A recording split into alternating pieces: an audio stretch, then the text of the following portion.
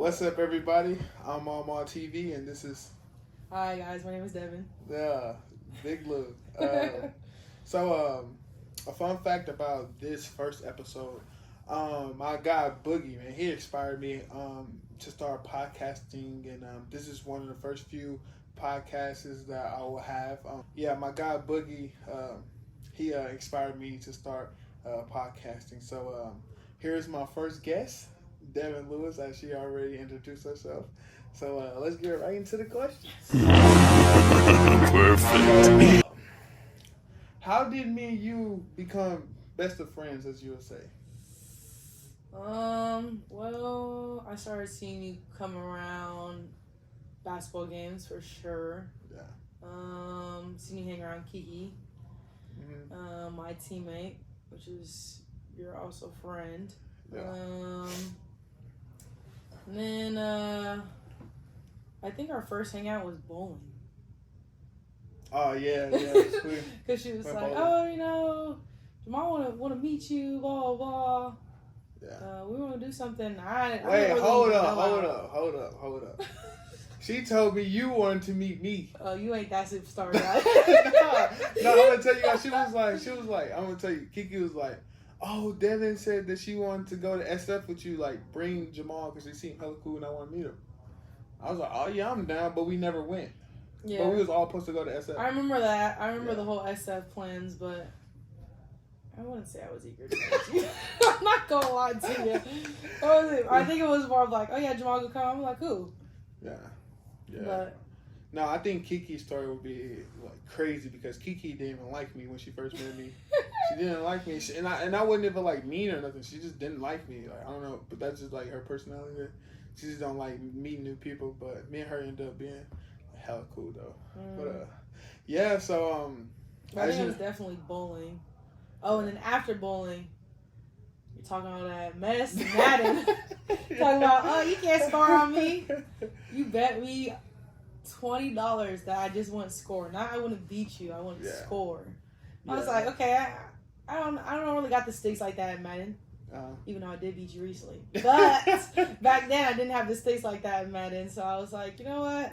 I may lose, but I'm gonna get my $20. So I'm gonna score. I'm gonna score. And I scored the first quarter. And then you're like, okay, $20 more. You gonna score? Bet $40 later. I did lose, but I got my 40. Yeah, you can take the dub. I got my money. So it was a win. It was a win-lose situation. No, but no. Let's get into the Juco. Now you at a Division II, right? Mm-hmm. Division II. How is that transaction from being a Juco player to now being a D2 player? Well, going from like Sierra to Humboldt, because that was where I first went. Game's a little faster, more competitive. You got people that are actually playing on scholarship. In Juco, it's more of like, you don't really get money. You don't get money at all, really, unless I don't know, depending on the program you're in. I wouldn't say like extra years of help after high school, but that's kind of what it is to prepare you for the next level. Just like older high school type. Honestly, yeah, because you do have some JUCOs out there that aren't serious. It was like a winning program, so it was like we're gonna push to win, we're gonna push to play afterwards and things like that. But I definitely just say faster, more competitive, and just more bought in, I guess. Could you talk about that state championship run? Beat you guys twice. No, 5 times. Oh. 5 times in like 2 years. Yeah. 5 times in 2 years. But yeah. My freshman year, we lost to them. We lost to Delta twice. Yeah, twice. Then my sophomore year, after the whole COVID year, if you want to call it junior, sophomore, whatever, but my second year at Sierra, we lost them in their tournament. It was early in the year. Then here comes conference. Lost them at their house. Then we got scraped on our sophomore night by like 38. Look, it was packed out house. too. It packed was house. packed talk of And like I was lit. Yeah, number 1 team, number 2 team. Oh. And we got smacked. Oh my, that was so heartbreaking. Like, even like waking up the next day, it was like, yeah. It did not feel real. Like, do you guys feel like y'all was too hyped for the moment? Like, it was like too much of adrenaline, like too late. Because, you know, there's some people that's like, that's calm.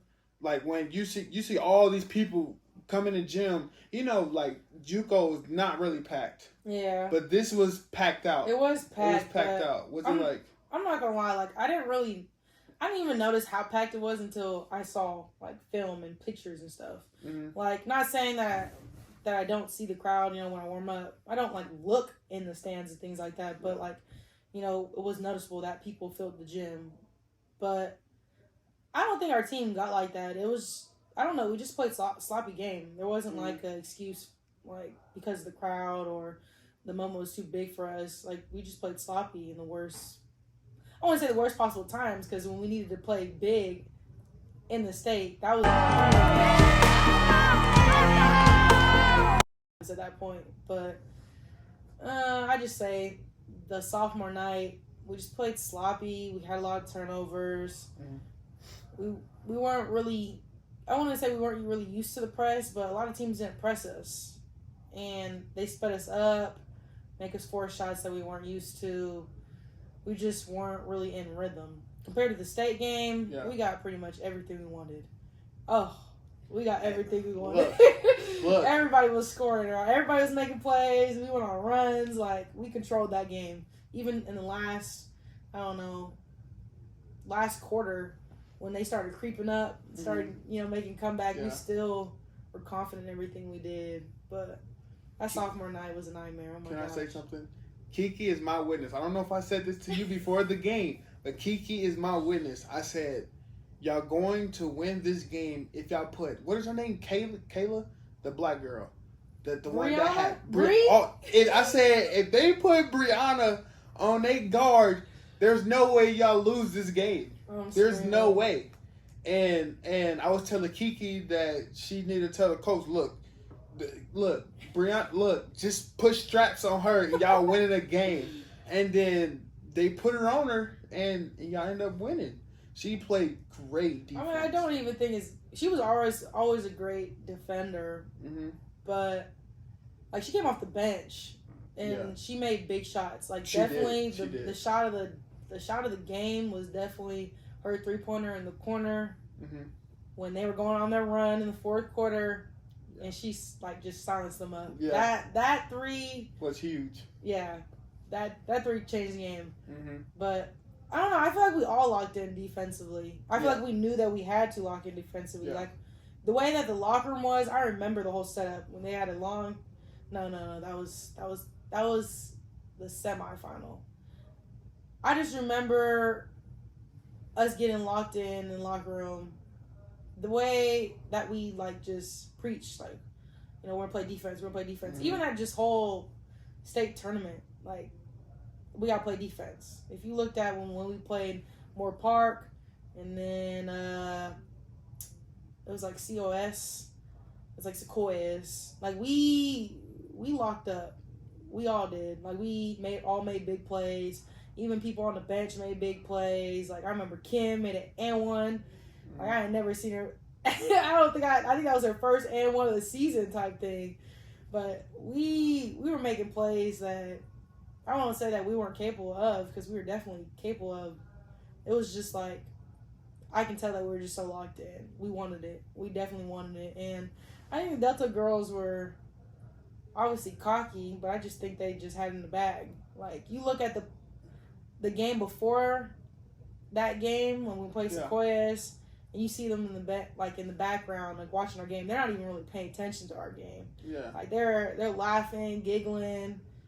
Like, I just think they just had it in the bag, and we just came out and they do. Set the tone. It was. Now, I think that they say it's always hard to beat a team 3 times. It's hard to beat. Like, it's hard that was to their like, fourth in, like, a whole season type thing. Like, leading up to that, like, counting my freshman year, we were, like I said, I was over 5. Me, Kiki, Jenna, Rachel. Like, all of us that came back that played them the freshman year, like, we cannot find wins. Like, when I tell you we would be winning first half, we'd come out energy, and the way that Delta would just come out and, I don't know, play like that second half. Like, we always knew that Delta was known for their third quarters. Mm-hmm. They had big third quarters. They come out, I don't even know what they do. They just come out and make plays, and then they just take the lead and never look back. Like, we knew coming out the halftime, like, all right, we're going to have to keep pushing. Like, pedal to the metal type thing. But that state game was something. Yeah. How does it feel to go down in history, though? Like, not many people can say they go down in history. You going down in history at Sierra College. Yeah. I mean, it's a dope moment. Like, it's still cool to even think about to this day. Like, I still think about it to this day. Like, me and Chris had watched it, I don't want to say not too long ago, but earlier this year. Like, oh, let's just watch the game. Like, I watch the game personally a lot. Like, especially like me being injured right now, I'm not really playing. Like, I just watch a lot of basketball, like my old clips and stuff. But that game, like, I didn't even really play that good. Like, I made a couple plays, don't get me wrong, but like, you had good defense and a lot of steals too, though. Yeah, but it wasn't like, okay, it wasn't my best game, but it was just like, that game just felt so good. Like, I watched it like the beginning to end, to where we lift up the trophy type thing.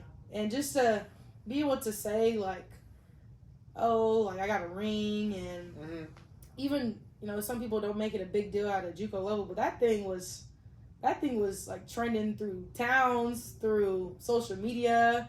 Got put on the big board at the Kings game. Like, on the news. Like, we were big for a minute. Can I toot my horn? Go toot your horn.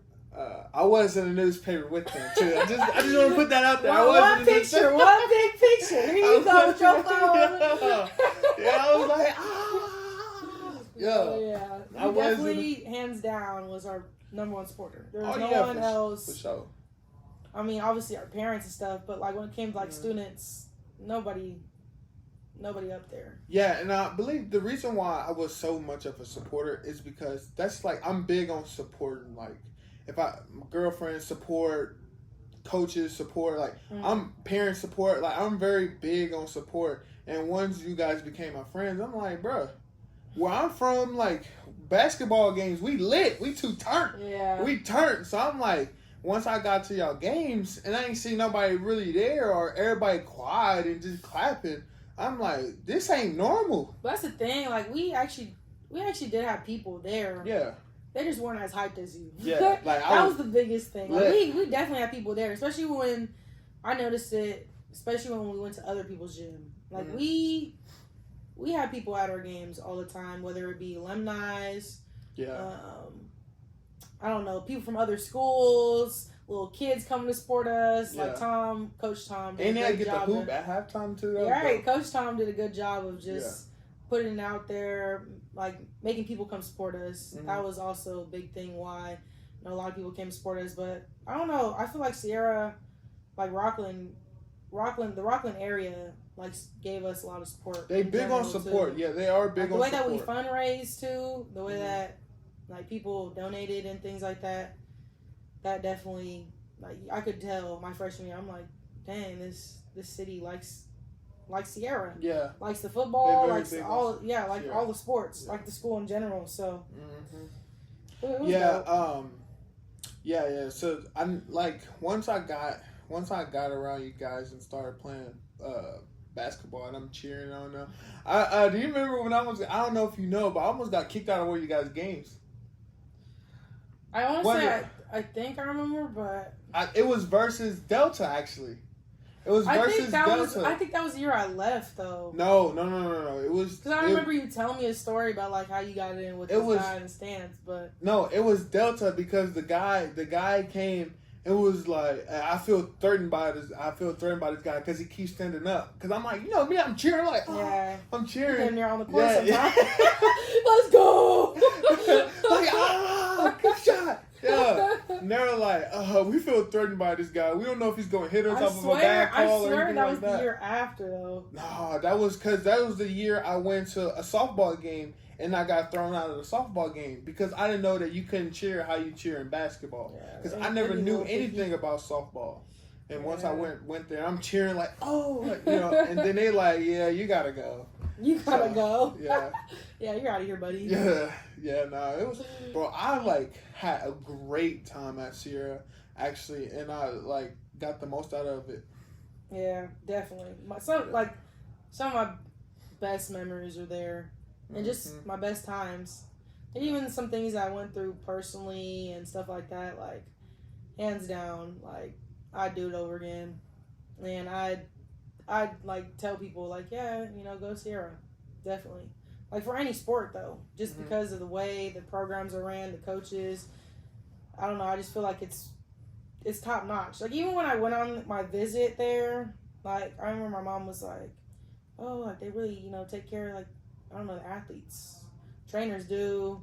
Like, the professors do. Like, I feel like my classes are pretty smooth. Like, mainly, not I'm going to say mainly for the professors, but, like, they made it easier. But it was a dope experience. Dope school. Like, I have nothing bad to say about Sierra, really. Yeah. I felt like a celebrity after I dealt with y'all. Coach I felt like a celebrity after winning. The way I wore my ring. Oh, yeah. I know. I said, let me touch. He said, no, you can't touch this. I'm trying to put on your finger. No, dude. It's not fit your fat fingers, man. Bro. I'm a part of that championship team, man. But I felt like a celebrity. Coach was like, when she was bringing in recruits, she was bringing them recruits. Oh yeah, this is Jamal. He gonna be at our games. That's dope. Like, look, you come here, you got this guy coming. He come to cheer you on. Like, he's crazy. You know what I'm saying? Like all the coaches is throwing me free gear, and because like soccer coaches ain't finna like here you go, Devin. So they just come to me like, you want basketball hoodies, you want softball, they just giving me a whole bunch of gear and stuff like that, just because I'm a big like supporter. Right. And then as like I supported y'all so much, I brought in the football players to want to come support. Oh yeah. For basketball and softball. You would drag all those people over there. Definitely. Yeah. So I had a little big impact on Sierra. Some people disagree, but I believe. Not a little big. You had a pretty big impact. Like, when you leave, it's not going to be the same. When you leave, it's not going to be the same. I hope, that it helps, like, just, not just athletes, but students get involved more, but one of kind. Definitely. Yeah. It's just more like, I just don't like when people, like, are too good for each other. I always say, if you go support somebody constantly, bro, they gonna want to support you. The football players, y'all come to the basketball games, they're gonna eventually something. Maybe not come to everybody like, you know what? Let's go and see what they like, how they doing this season. Come to a game or softball or the boys basketball. Like if everybody support everybody, it's gonna eventually turn into something big. Right. Like not many JUCOs do that because it's more, I'm going to practice, I'm going home, doing whatever I do. Not even JUCOs, but like high school too. Like I remember coming out of middle school and like excited for high school because I'm like, oh yeah, you got school spirit. You see a lot of things on movies and things like that. Like I'm like thinking like we finna be popping. Which I don't know. My high school did try, but it wasn't ever up there. Like. I don't know. You see a lot of teams from like, well, not teams, but yeah, teams in high school from like the East Coast, and I feel like they do it bigger out there definitely than like out here. Like I don't know what it is. Like some schools, yeah, they got school spirit, but definitely like out there in the East Coast, they do it bigger. Just the whole school experience, I feel like. Yeah, no, it's yeah, all of our games was packed. We really, our football games and basketball games stayed packed. The only games was the girls' games. And I really feel like girls' games are more entertaining. They are like okay, you trying to be advocate for us? Now, look, I'm trying to tell you, I will rather watch girls like now to this day, and it's already proven Why that is it so girls entertaining basketball, to you? because they a dog, they dogs. You know what I'm saying? Like Well, Angel not Reese, everybody. they talk.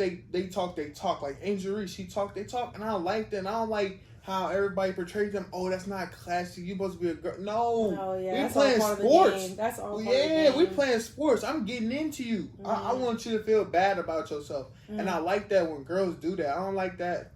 I'm sorry. Like, you did a good job. Okay, I'm sorry. Yeah, nah. Like, talk your talk. Yeah. I like that. And girls get now girls are starting to dunk.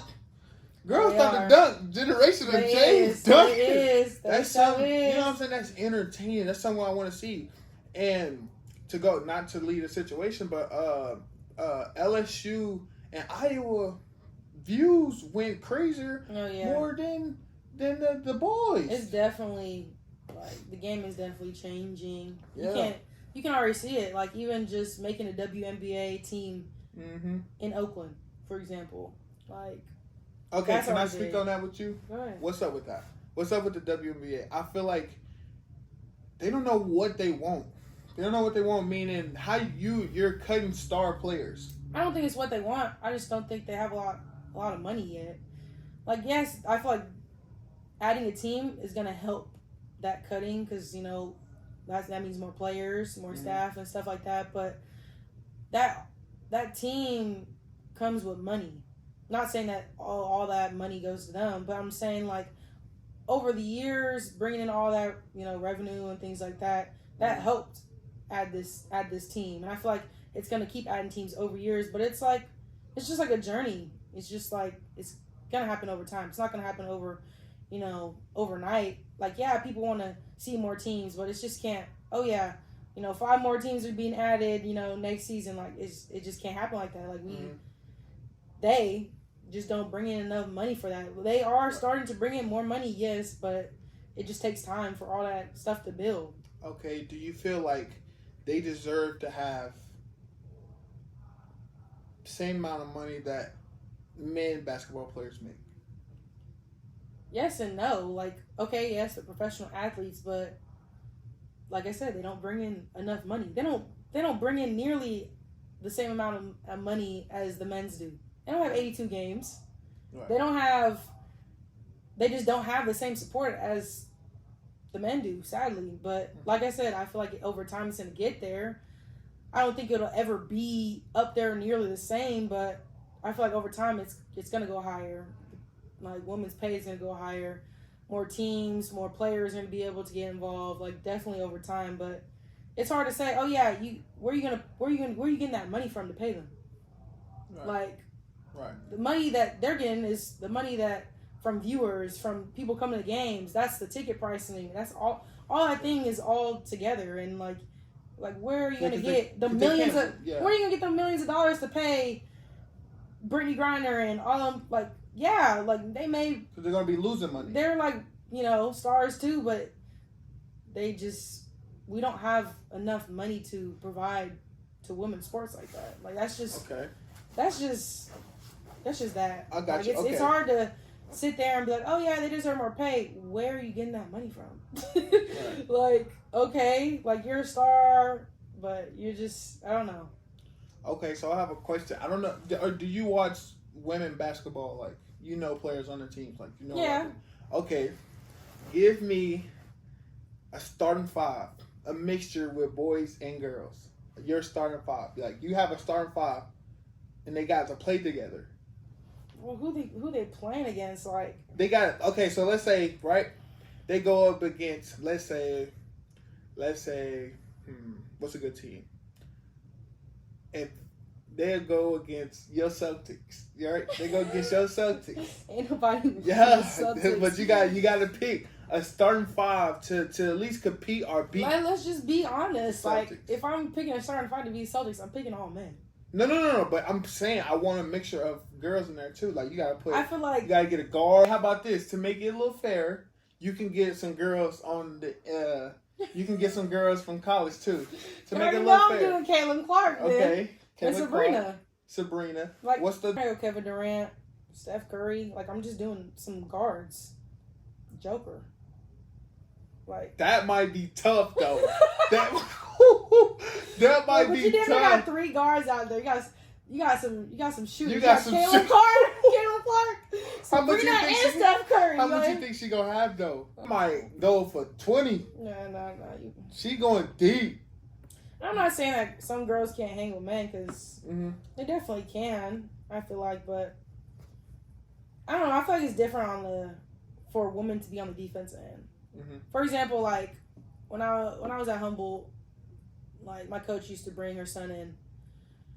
Like when he would guard me and the guards, like it made us better, definitely. Like I kind of hated going through it at the time, but it definitely made me a better ball handler. Like the way I push it and stuff, because I mean he was fast as fuck. But the way he would just run through us when he was on the offense, like I'd get frustrated. I'm like, you really want us to guard this boy? He's going like 100,000 miles per hour. Like nobody's standing in front of him. Like be for real. No one's his speed. No one like. I just don't think the girls can hang with the guys on the defense end. That's just my thing. Like, yeah, they maybe can, get some shots off, here and there, do something spectacular type thing. But on defense end, I just think men are just going to whoop our ass. That's just, you're talking about pro. Yeah, that's You're talking about pro. I don't know if Kiki going to be mad at me for saying this, but, me and Kiki actually played each other 1-on-1. Oh I'm going to let her tell you how that go. Here you go. Whoo!